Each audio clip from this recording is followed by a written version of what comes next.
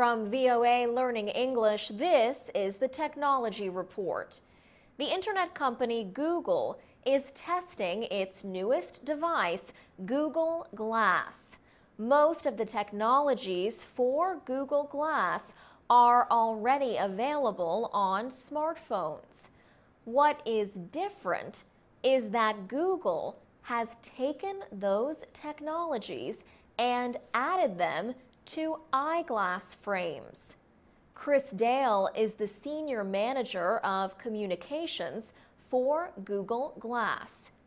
He says the device is a very small computer that sits in a lightweight frame and is positioned above the eye.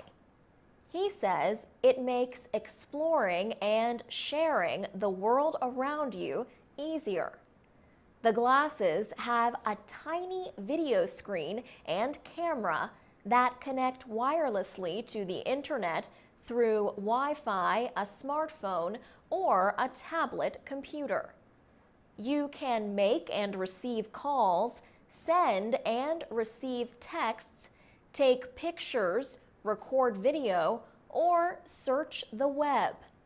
You control Google Glass using your voice and a touchpad on the right temple arm of the frame. Professor Marcia Dawkins is among a group of people who have tested Google Glass. She thinks she could use the device in her classroom. Her Google Glass looks like a pair of bright orange glasses, but without the lenses. There is a tiny rectangular glass at the top right corner. She has been recording videos while biking. She has also been able to talk to her sister in Thailand. But not everyone is excited about Google Glass. Some are concerned about risks to privacy. They say the device will make it easy to video people without their knowledge. There are also concerns about the use of facial recognition technology. Google says it will not approve the use of such applications. The company says it is still testing Google Glass and hopes to make it available by early next year. For VOA Learning English, I'm Alex Villarreal.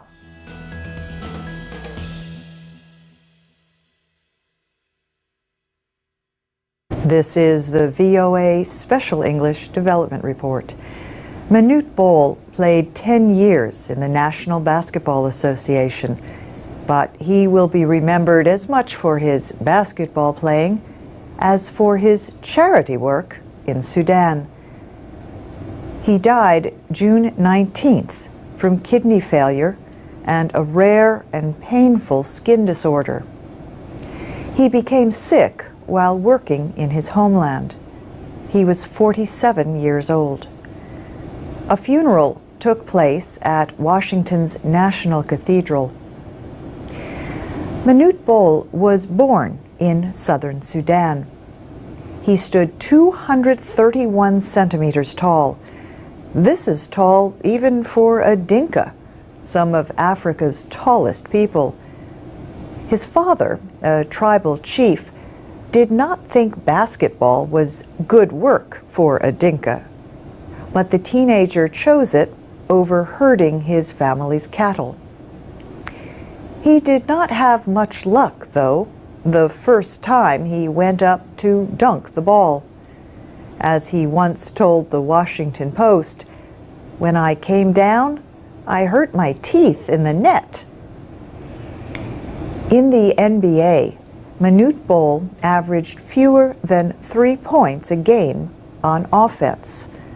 But on defense, he became one of the most feared shot blockers in the league. Former player Rory Sparrow says Bol was not afraid of anyone, not even Michael Jordan. Sparrow says Bowl once said, "Why should I be afraid of Michael Jordan? I kill lion. He come in, I block his shot." Manute Bol finished his career as the 14th best shot blocker in NBA history. He enjoyed his fame, but he never forgot his people. Years of civil war left southern Sudan in ruins.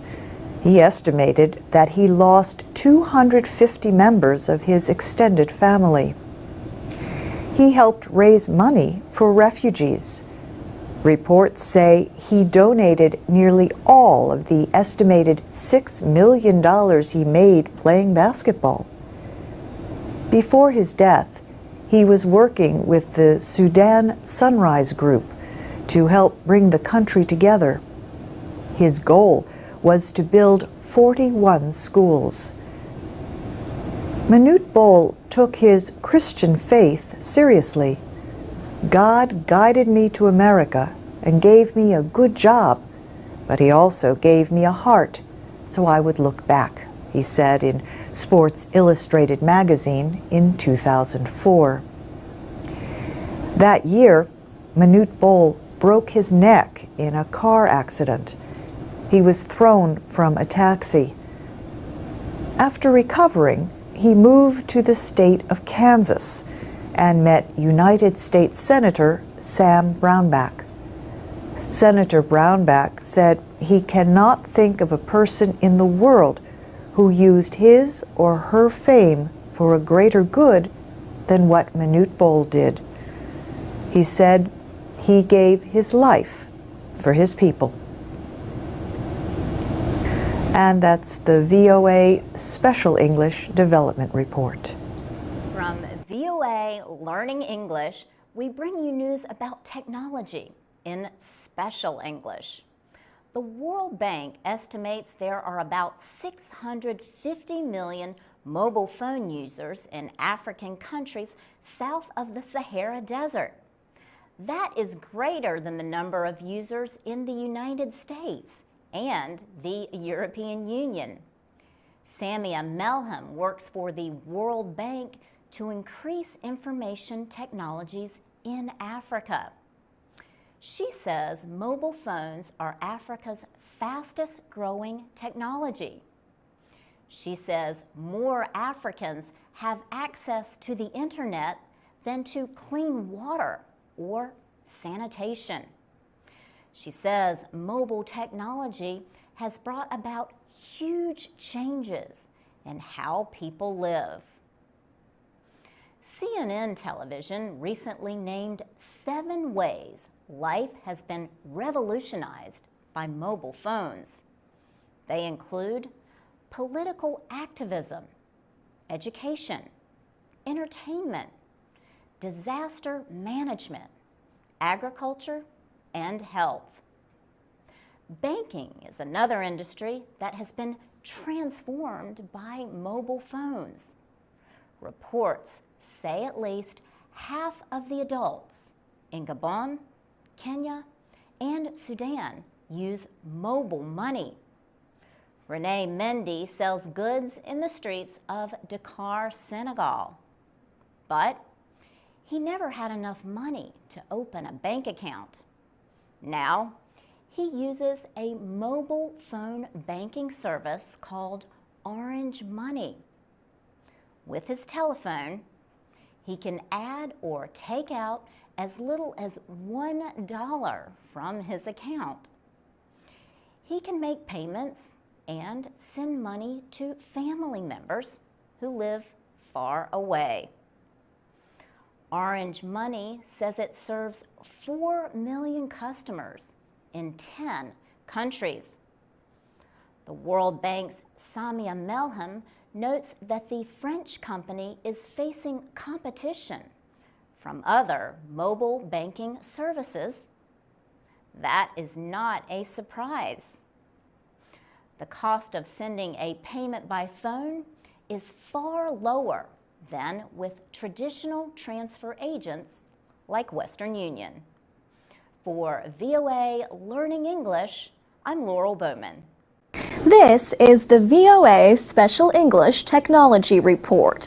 Children can spend hours a day looking at computer screens and other digital devices. Some eye care professionals say all that screen time has led to an increase in what they call computer vision syndrome.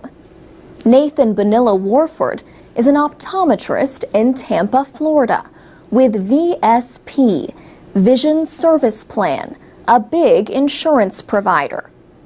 He says, "I see a lot more children who are coming into the office either because their parents have noticed that they have headaches or red or watery eyes or discomfort, or because their prescription, their nearsightedness, appears to be increasing at a fast rate, and they're worried."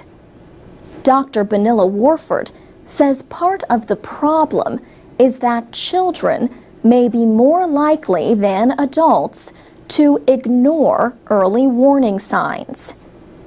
Even if their eyes start to feel uncomfortable or they start to get a headache, they're less likely to tell their parents because they don't want to have the game or the computer or whatever taken away. He says another part of the problem is that people blink less often when they use digital devices. The average person who uses a computer or an electronic device blinks about a third as much as we normally do in everyday life. So the front part of the eye gets dry. Eye doctors offer suggestions like following what is known as the 20-20-20 rule. Every 20 minutes, look away 20 feet or more for at least 20 seconds from whatever device you're using. 20 feet, that's 6 meters. Other suggestions include putting more distance between you and the device and using good lighting. Of course, you could also spend less time looking at screens. Many experts say children should spend no more than 2 hours a day using digital devices, with no screen time for children under 2. But not all eye doctors have noticed an increase in problems in children. Dr. David Hunter says he has not seen an increase in his practice as a pediatric ophthalmologist at Children's Hospital Boston. He also serves as a spokesman for the American Academy of Ophthalmology. Dr. Hunter thinks calling it a syndrome, as in computer vision syndrome, is a little much. He says the real problem is simple: spending too much time in one place, focusing on one thing. And while this might be tiring to the eyes, he says, there's certainly no evidence that it actually causes any damage to the eyes. For VOA Special English Technology Report, I'm Alex Villarreal. This is the VOA Special English Technology Report. Much has been done to improve security in the United States since the terrorist attacks of September 11th, 2001. Intelligence sharing and cooperation between federal, state, and local government agencies is said to be at an all-time high. There have also been improvements in airport security. But a new report says the United States is not as safe as it should be. It says America is not yet prepared for a truly catastrophic disaster.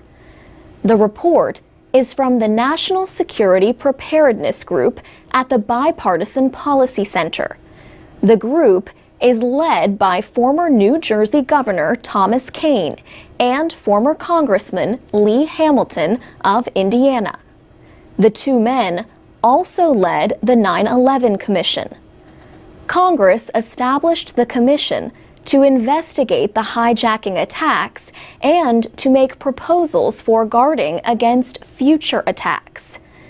The new report noted that 9 of the reforms proposed by the commission have either been carried out ineffectively or completely ignored. For example, the 9/11 Commission found that communication problems were a major issue during the attacks 10 years ago. Police, firefighters, and medical crews had trouble talking to each other because they were using different radio frequencies.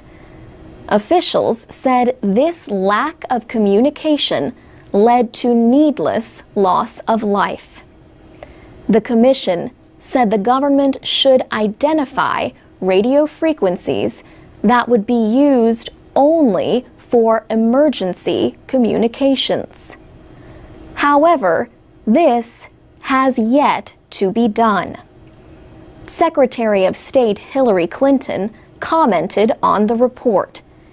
She said radio frequencies for first responders was an issue she had worked on in the Senate and is long overdue for completion. On another issue, border security, she said, "We have emphasized innovation.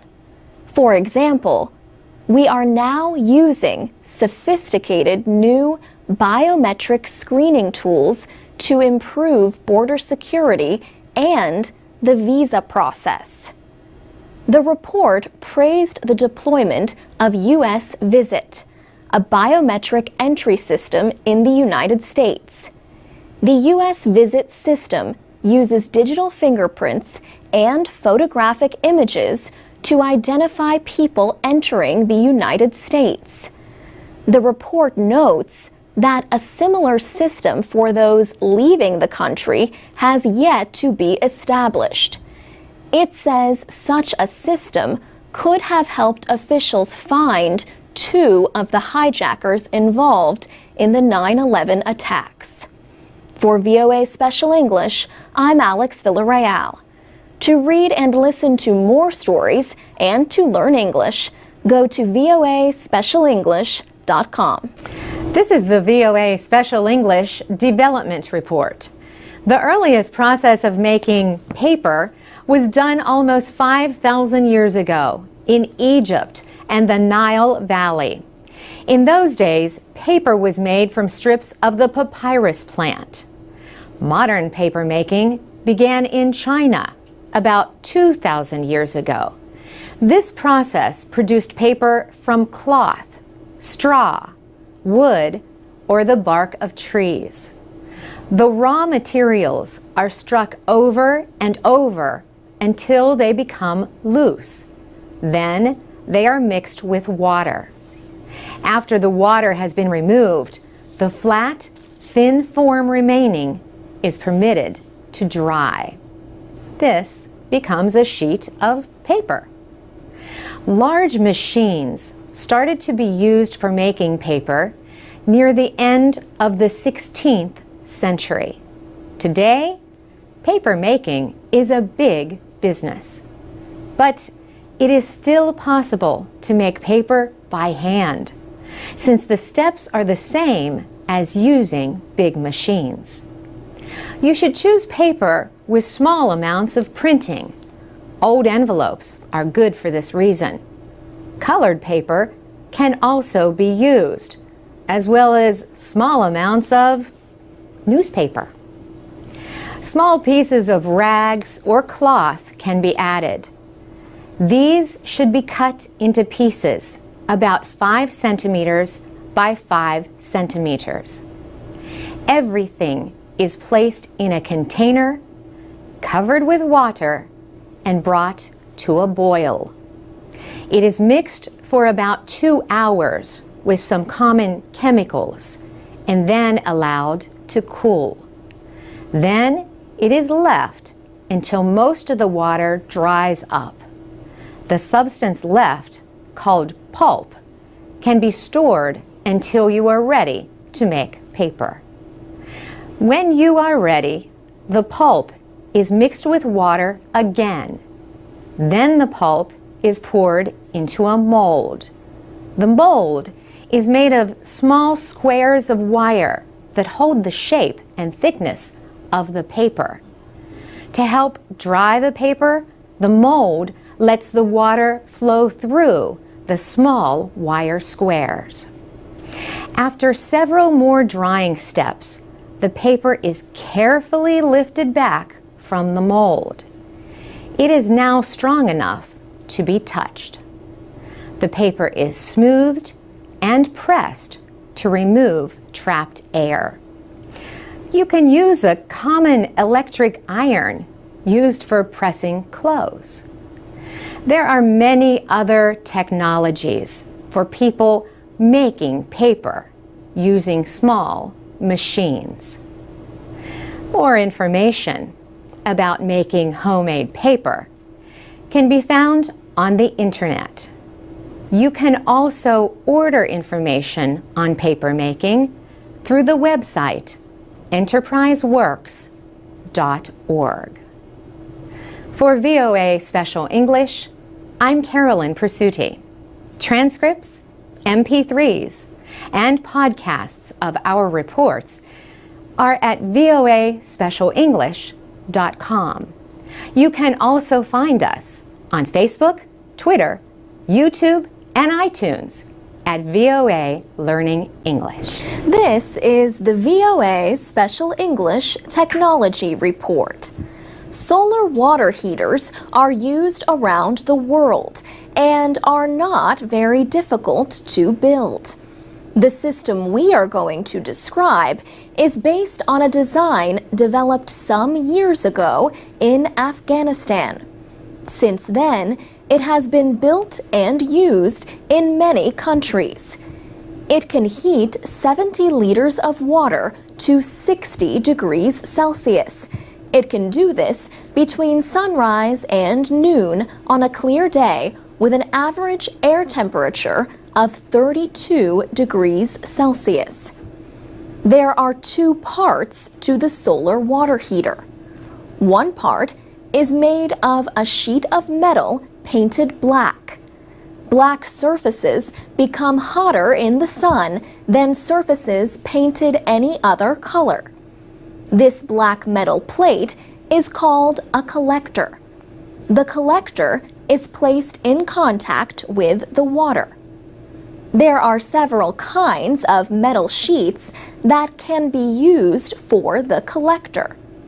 Corrugated metal will work very well. Corrugated sheets are often used as roofs on housing.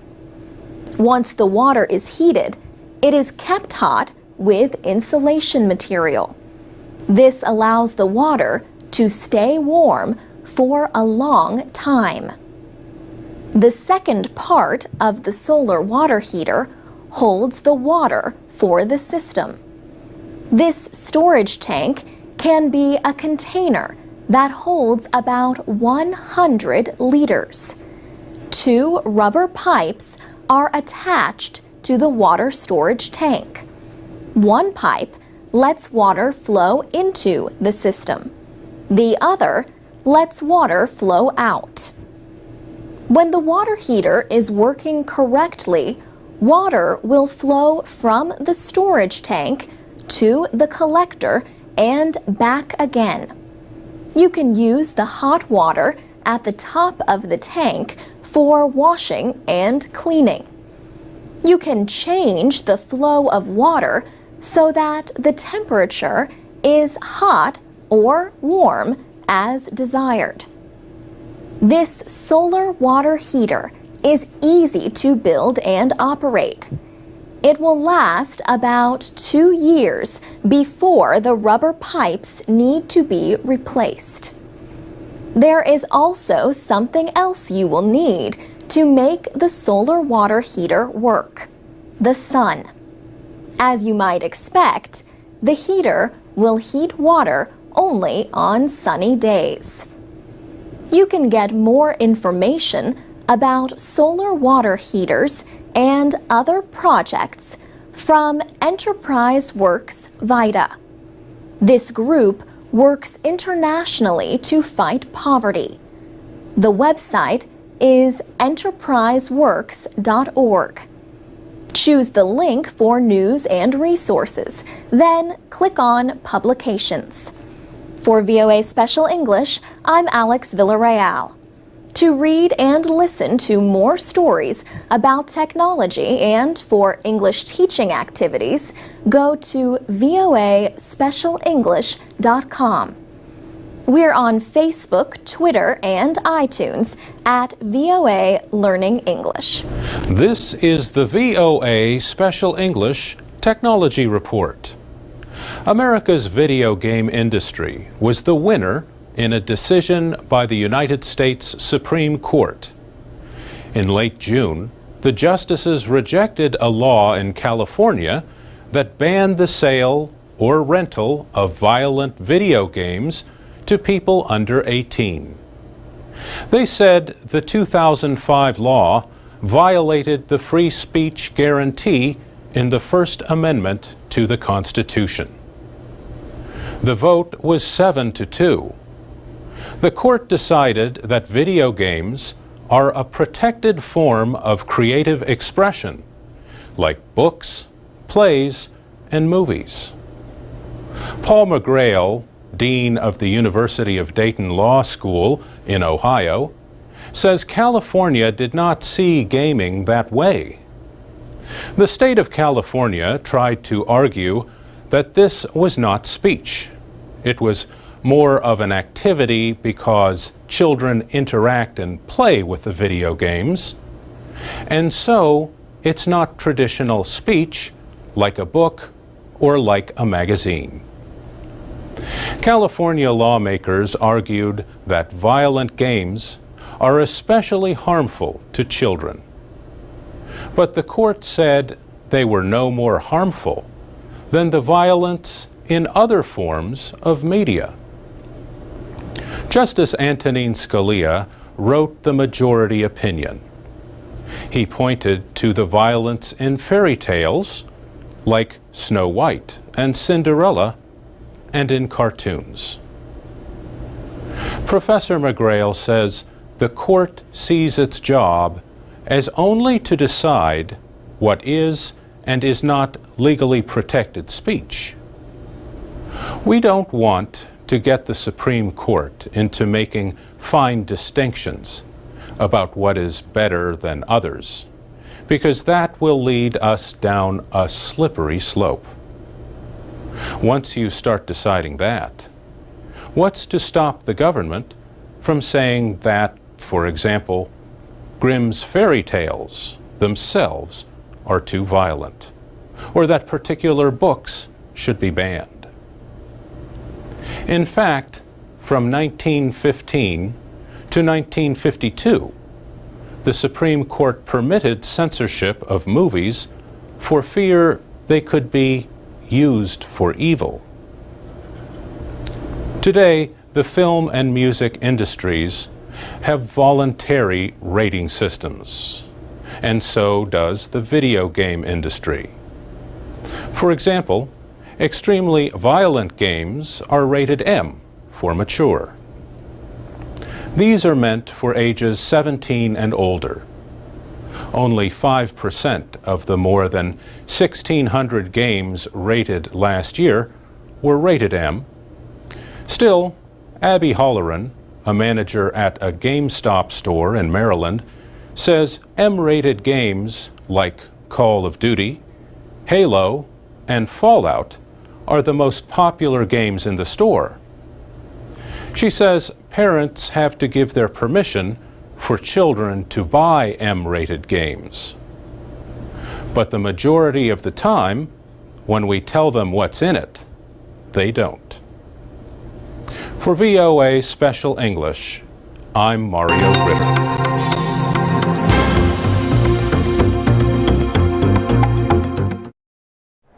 This is the VOA Special English Technology Report.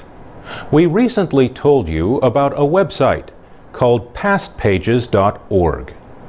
It saves the home pages of 70 news websites from around the world every hour. That report led us to look for a website that saves images of newspapers from around the world.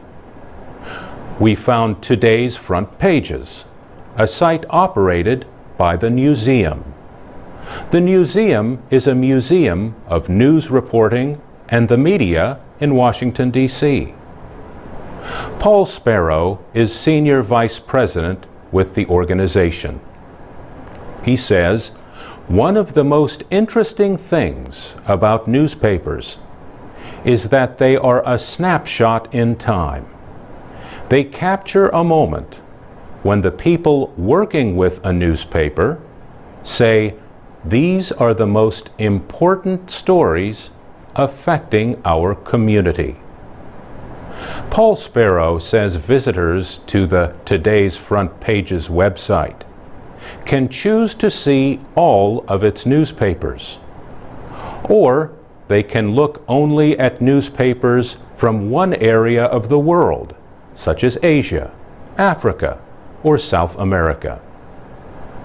Visitors can also sort newspapers by alphabetic order, either by state or by country. Today's Front Pages does not archive or save front page images, but it does archive newspapers from historically important dates, such as November 5th, 2008. That was one day after Barack Obama was elected president.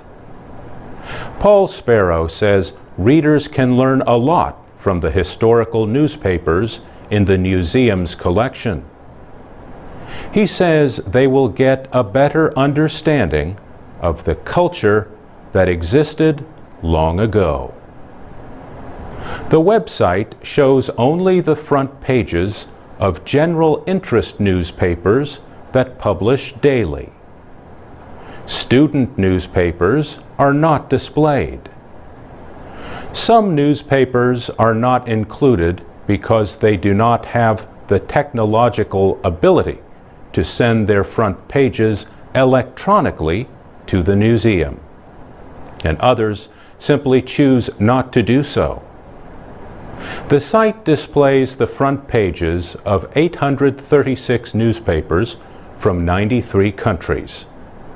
It warns that the front pages are in their original unedited form, and some may contain material that is deemed objectionable to some visitors.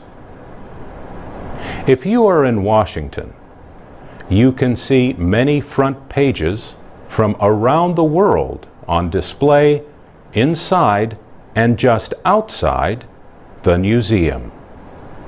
Only about 10% of the front pages the Newseum receives every day are displayed, but all are available online. You can read and hear our reports online at voaspecialenglish.com. For VOA Special English, I'm Mario Ritter.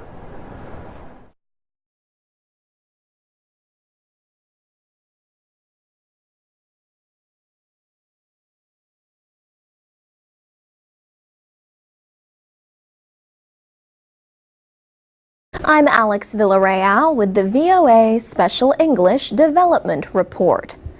Week after week, we bring you stories about projects to improve lives in the developing world. Projects like banking by mobile phone, or low-cost lighting systems, or even a toilet bag that recycles itself into fertilizer. But for every success story, there are countless other projects that fail. These are the stories that people talk about at an event called Fail Fair. The creators of the event recently held their second Fail Fair.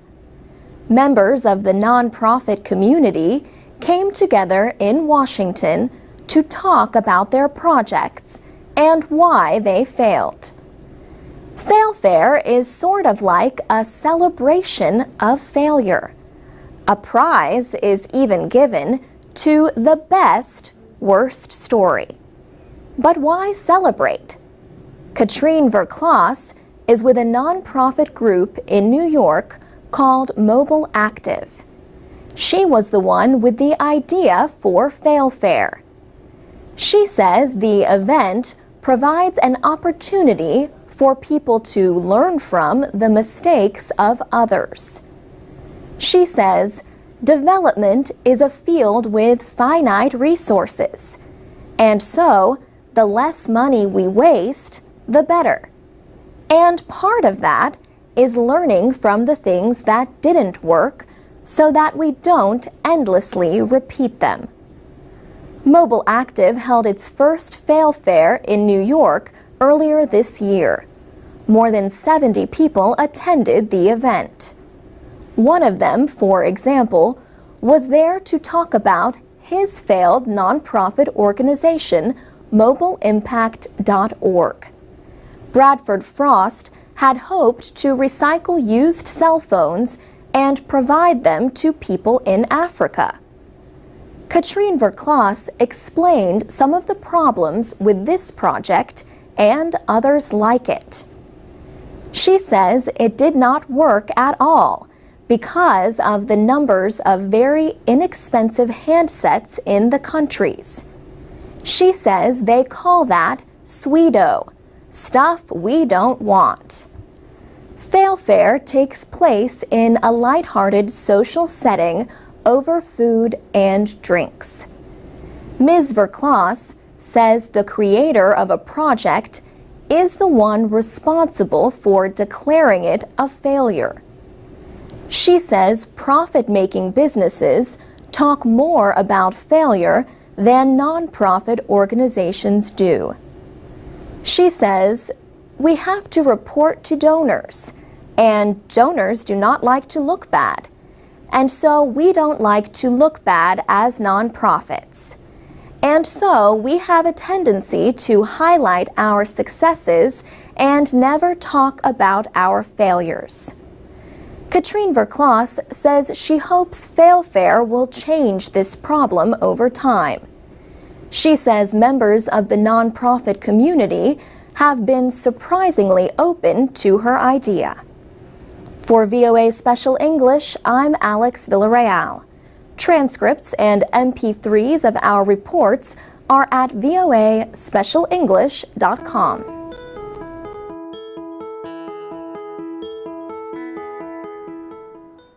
From VOA Learning English, this is the Technology Report. Many sports competitions use cameras to help officials make the right call. Now, goal line technology is being used in international soccer.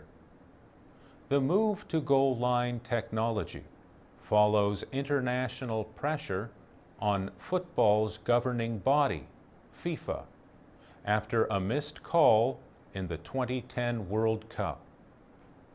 Video replays of a game clearly showed that England's Frank Lampard had scored a goal against Germany. However, that goal was denied because neither the referee nor the linesman saw the ball cross the goal line. The incident caused such an outcry that FIFA approved the development of goal line technology. That technology was used at the Confederations Cup in Brazil in June. Bjorn Linder is the chairman of Goal Control, the German-based company that won the goal line technology contract for this year's Confederations Cup. His team spent weeks in Brazil before the games as part of the FIFA certification process. He says the system has 14 cameras connected to a computer. Computers track the path of the ball in real time and reconstruct the play. The system sends a signal to the referees through their watches when it finds that the ball has crossed the goal line.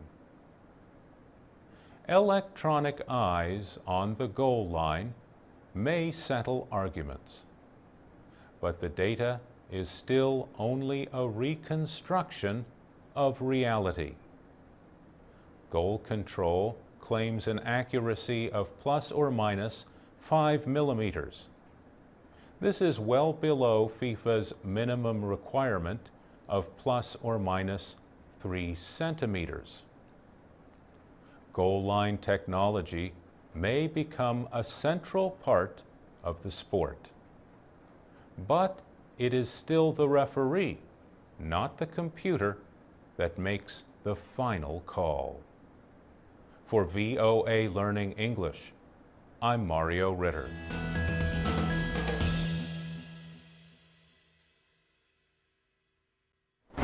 This is the VOA Special English Technology Report. This year is the 75th anniversary of the Golden Gate Bridge in California. It opened to vehicle traffic on May 28, 1937. Since then, more than 2 billion vehicles have crossed the world-famous bridge linking San Francisco and Marin County. The bridge is named after the Golden Gate Strait. That narrow passage of water connects San Francisco Bay to the Pacific Ocean. The Golden Gate Bridge had the longest suspension span in the world at the time it was built. The suspended roadway stretches 1,280 meters between the bridge's 2 tall towers. Today, the Golden Gate still rates among the 10 longest bridge spans. Mary Curry works for the Golden Gate Bridge, Highway, and Transportation District. She says the bridge represents one of the most extraordinary engineering projects of all time. She calls it an engineering marvel and says it gets award after award for what it means in civil engineering and structural engineering. She says the Golden Gate Bridge is also a place where things happen first. For example, it was the first suspension bridge to have to change the roadway deck. The bridge is 27 meters wide and 2,788 meters long. 2 large cables pass over the top of the bridge's towers. These structures stand 227 meters above the water and 152 meters above the road. Each cable holds more than 27,500 strands of wire. 250 pairs of vertical suspender ropes connect the support cables to the suspension bridge. This is part of what enables the bridge to move up and down by nearly 5 meters. The project took 4 years to complete. Work began in 1933. The Golden Gate Bridge weighed more than 800,000 metric tons when it was completed. The San Francisco Chronicle newspaper called it a $35 million steel harp. Joseph Strauss was the chief engineer of the Golden Gate Bridge project. But architect Irving Murrow gets credit for its bright orange color, known as international orange.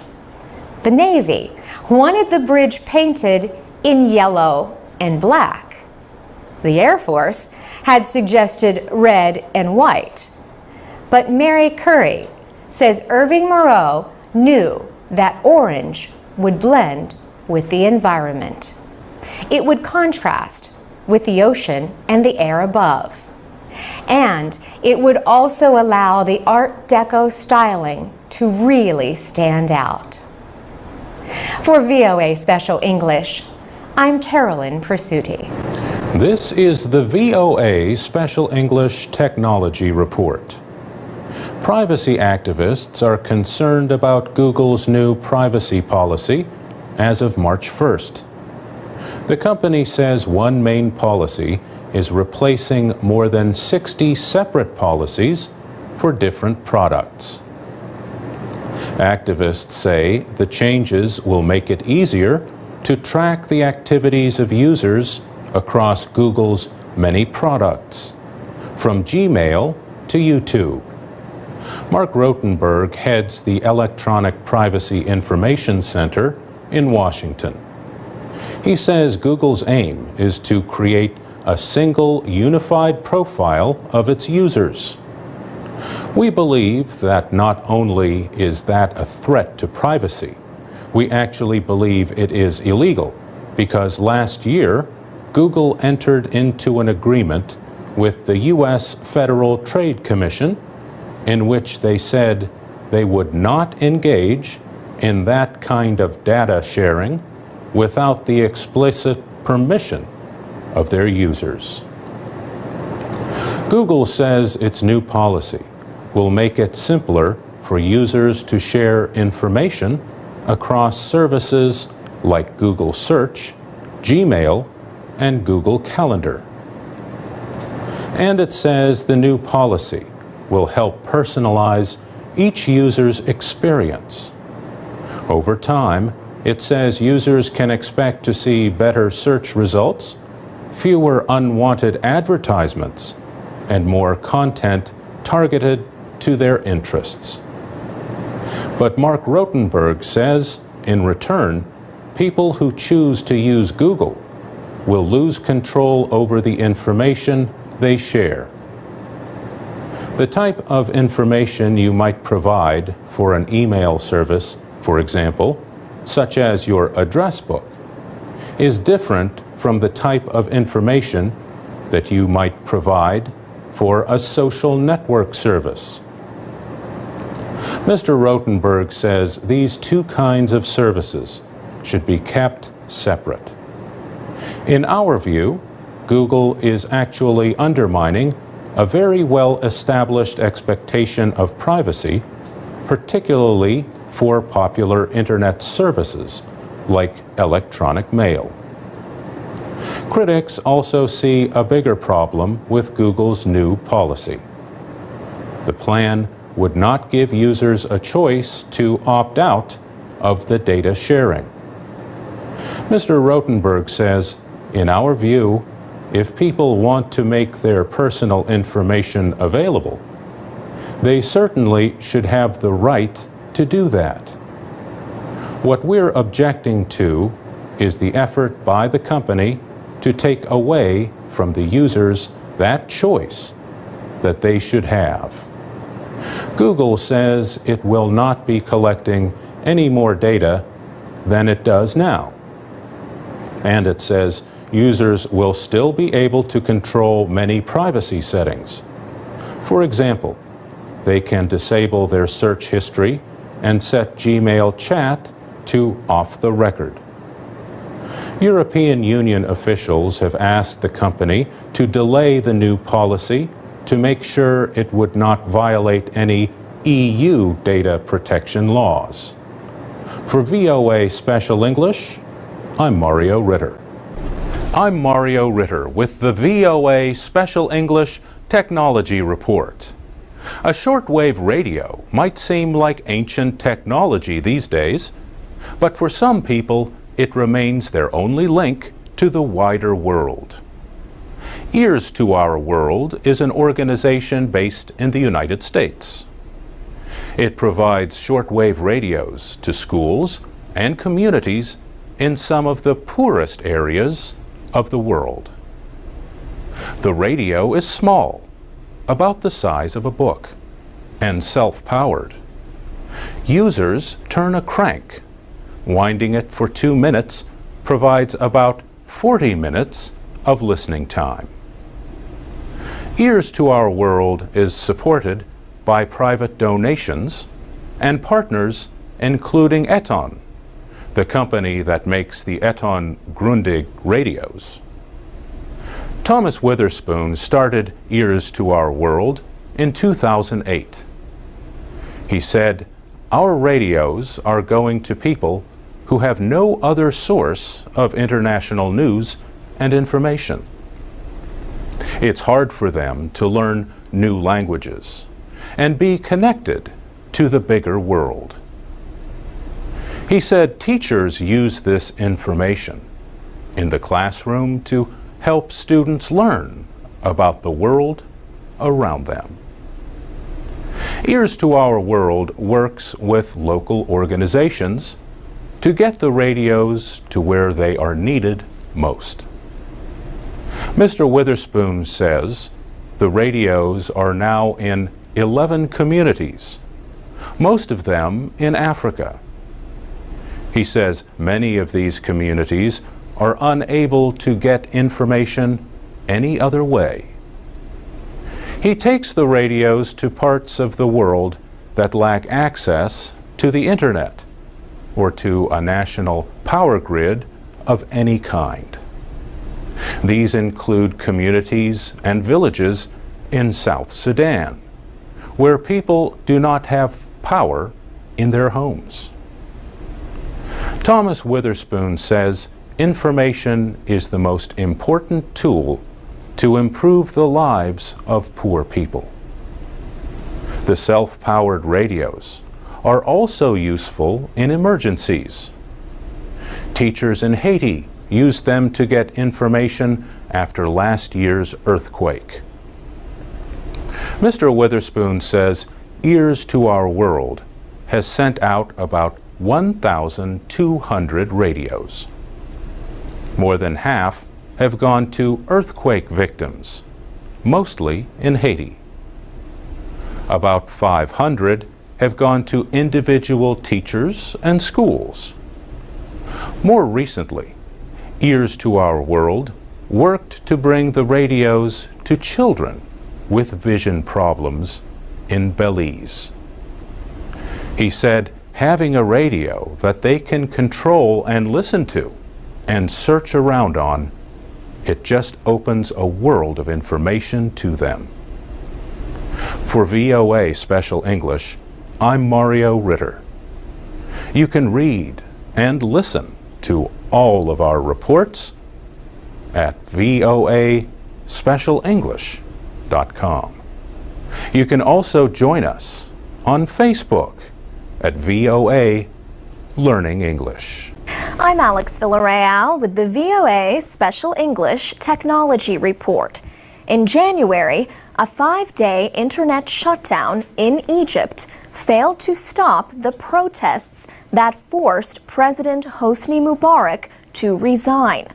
But it raised a technical question. Just how were Egyptian officials able to shut down internet service in their country? Craig Labovitz is chief scientist at Arbor Networks, an internet security company in the American state of Michigan. Mr. Labovitz says the internet is not as indestructible as people might think. He says there are points where the flow of computer traffic can be restricted. Mr. Labovitz says his researchers tracked the internet shutdown in Egypt as it was being carried out.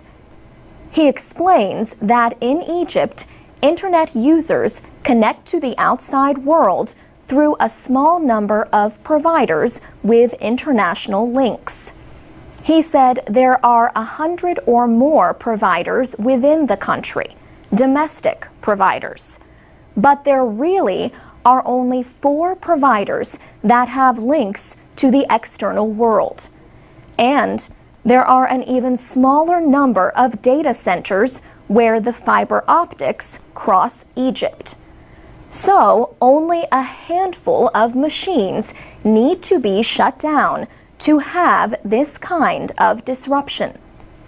News reports suggested that the fiber optic links for those networks are all housed in the same building. Could a similar internet shutdown take place in the United States? Craig Labovitz says that is less of a possibility because of a larger number of internet providers and data centers. Still, the recent shutdown in Egypt has raised new concerns about a proposal in the United States Congress. Critics say the legislation could make similar action possible in America. The measure is known as the Protecting Cyberspace as a National Asset Act. Senator Joseph Lieberman of Connecticut first proposed the bill last June. Supporters say it would help protect the country's economic and national security from cyber attack.